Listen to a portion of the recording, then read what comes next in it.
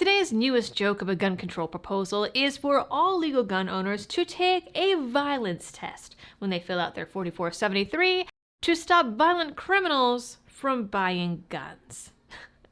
You're gonna want to stick around for this one.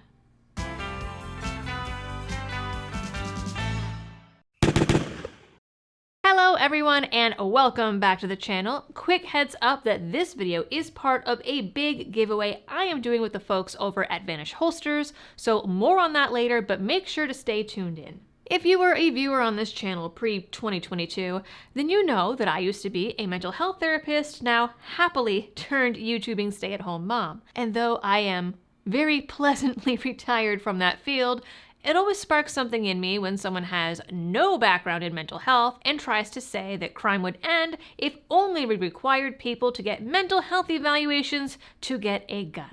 But in today's story, they take that argument even further, claiming that if every legal gun owner was forced to take a violence test when they fill out their paperwork to buy a gun, it would stop violent felons with criminal records from getting guns, even though the required background check at an FFL would presumably do exactly that. Jason W. Park with the Pittsburgh Tribune-Review says that he has researched mass shootings extensively and has come to the conclusion that to stop violence, we need to address 1. Homicidal mental illness, 2. Felony possession of firearms, and 3. Absent law enforcement. The exact example he uses to illustrate this point is the Charlotte shooting, where 4 law enforcement officers were injured and another 4 were killed while serving a warrant.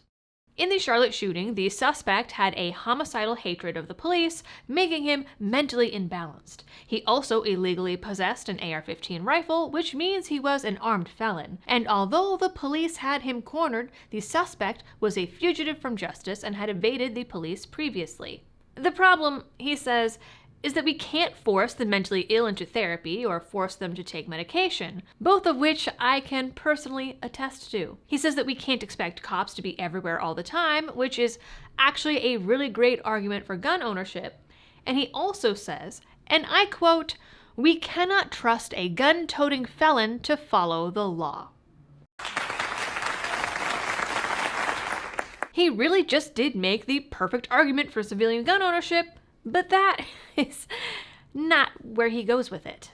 But first, let me tell you all about Vanish and this giveaway. I am launching a huge giveaway thanks to Vanish Holsters. We are giving one of you this $80,000 custom Rocky Ridge Silverado for free to one lucky American who buys one of their holsters or t-shirts through June 3rd. Now, folks, we have talked about Vanish Holsters on the channel before, and that is because this is not your average range day holster. It is designed to eliminate all those excuses holding you back from carrying daily. They have 2 size options to fit anyone from a 68-inch waist down to my little itty-bitty size 2, and most important, it won't print. Now this is my favorite holster for playdates, hikes, or any other time I might be chasing the toddler because it is lightweight and discreet and it stays put. Now if that doesn't sell you, this holster fits 99% of semi-auto handguns, offers versatile carrying positions, and conceals 2 fully loaded magazines. Plus, it comes with an unconditional guarantee that it will be the most comfortable holster you've ever worn or your money back. Now, to enter the giveaway, all you have to do is click my link in the description and get yourself the most comfortable holster you have ever worn. Again, money back guarantee, and Vanish is hooking you up. They are knocking $50 off the retail price for anyone who buys using my special link below, plus extra entries to win that Silverado. So again, get an exclusive discount and extra entries when you use my link down below. And remember, this giveaway ends June 3rd. So back to Park and his proposal. His proposal is that at every gun sale, as the buyer fills out his or her 4473, they also take the Sheehan Homicidality Tracker Scale, or SHTS. He says that if properly administered at a gun dealership, the SHTS would 1. Fail the homicidal mentally ill, 2. Prevent them from being armed, and 3. Serve as a proxy for law enforcement.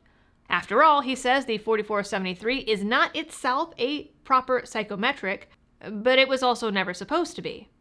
He also says it's unreliable because people can lie, as if they can't lie on this other test.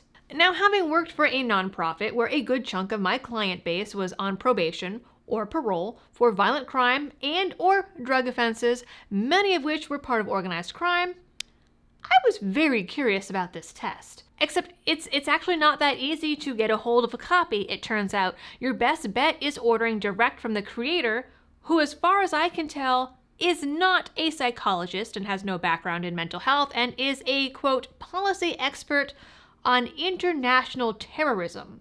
You have to pay just to see a preview of the test, and apparently I cannot legally show you the test without buying a separate license. I can't even see a report on how good it's supposed to be without giving out personal information and credentials, which need to be approved by the creator, which seems sketchy. But I did at least get the preview, so I can tell you that it is a 16-question test where you rate yourself on a 0 to 4 scale on questions like, in the last X amount of time, did you have an accident that could have killed someone? Did you intend to kill someone recently? How many times in whatever time period did you think the world would be a better place if someone else was dead? How many times did you think about hurting or killing another person? Do you have dreams or voices telling you to harm someone? And then questions that you would ask in any risk assessment when intaking a client for mental health treatment, like whether they have a plan or intent to kill another person, and if they have taken any of the steps necessary to carry out that plan. It also says that in order to properly interpret results, you need to go through training with the creators and arrange consultation meetings with them. The site also warns that the test is still in field testing. Still, Park says it should become state and then federal law, because it's like seatbelts or something. So now let's open this up to logic. His proposal would require FFLs with no mental health training to issue and interpret psychometric assessments on all of their customers. It would require people at the gun counter to be honest when answering these questions, and in order to stop violent felons from owning guns, as he says this will do, it would require violent felons to actually go to FFLs for all of their guns, even though Park admits that, by default, felons don't follow the law. Felons that, if all the other moving parts have done their jobs, should already pop up as prohibited in the NICS background check system anyway. It would also require people to be honest about their mental health in a retail, non-mental health setting that isn't bound by HIPAA or professional confidentiality and ethics agreements. It also begs the question that if this FFL were to give this assessment and find their customer is homicidal, are they now bound by mandated reporting laws? Most states have some version of TerraSoft or mandated reporting laws, which requires mental health professionals to alert law enforcement and any potential victims when someone is homicidal, which then also leads to involuntary commitment. And let me tell you, having to have done this twice, during which time one of them I was barricaded in my office by someone actively psychotic and on crack. It's a little bit of an art form to get this information so that you can actually warn the proper people and get law enforcement involved and do all of this without getting hurt. It is definitely a sticky situation. One that I can't imagine FFLs sitting there and then asking all the appropriate questions in the appropriate, non-threatening, soothing manner to try to find out who this person is supposedly going to hurt so you can follow the law of warning them that they might get hurt. So again, would this then require FFLs who now have this information from potentially homicidal customers to become mandated reporters? Or would their job then be to call law enforcement and wait for them to show up and try to hold the person there, because that is what you have to do, and then commit the person? It seems like that could go a little wrong. One way to fix this was offered by Park in another article that he wrote on the same idea back in March. He suggested that gun owners also take a sociopathy test when buying a gun and said both tests would take no more than 15 minutes total for an ATF agent to administer and grade on site to determine whether the applicant can buy a gun. So in this version, not only have we added another test, but instead of the FFL doing the test, he wants ATF agents, who we just learned only go through 2 weeks of training with no mental health experience, to post up all day, every day at every gun shop to issue psych tests that they have no business issuing. This would require a huge influx of money and ATF agents to an already bloated, corrupt agency that has no issue shooting the family pet, pointing their guns at children, and burning people alive. That kind of person is exactly who I want to trust with judging mental health. And for what it's worth, research shows that sociopaths and psychopaths are most often attracted to careers in politics and law enforcement. So how many cops and politicians and ATF agents are they going to deny because of bad scores on these tests? My bet would be 0. His argument is essentially this. Some would say that the SHTS infringes on their rights, but there is a long-standing prohibition keeping the mentally ill and felons away from guns. 18th century peace officers were authorized to lock up the lunatics who are dangerous. If one is not homicidal, the SHTS will protect one's Second Amendment rights.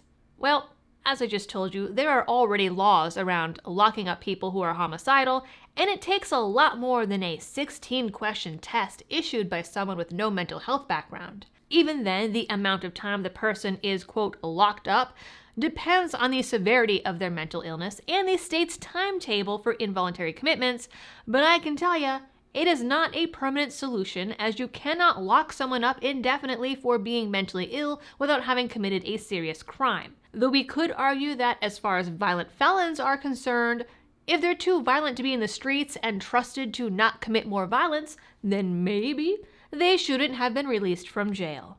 So the argument goes both ways, Mr. Park. And in the end, he says that this new system would have prevented the violence in Charlotte and saved those officers, though he is unable to explain how the violent felon with illegal guns would have been thwarted if FFLs had issued psych tests to the law-abiding citizens. Alright folks, if you stayed in for this whole video, thank you. I know that was a long one, but I get a little spicy when we are bringing up topics of guns and mental health from people who have no business speaking about it or making recommendations about it. Anyways, that is it for this video. Again, thank you if you have made it this far to watch this part. Please like, share, and subscribe if you are new here. Ring that notification bell so that you can be updated about all of my new videos as they come out. Leave a comment down below because I am interested on your take on this. And as always, thanks for tuning in and happy shooting.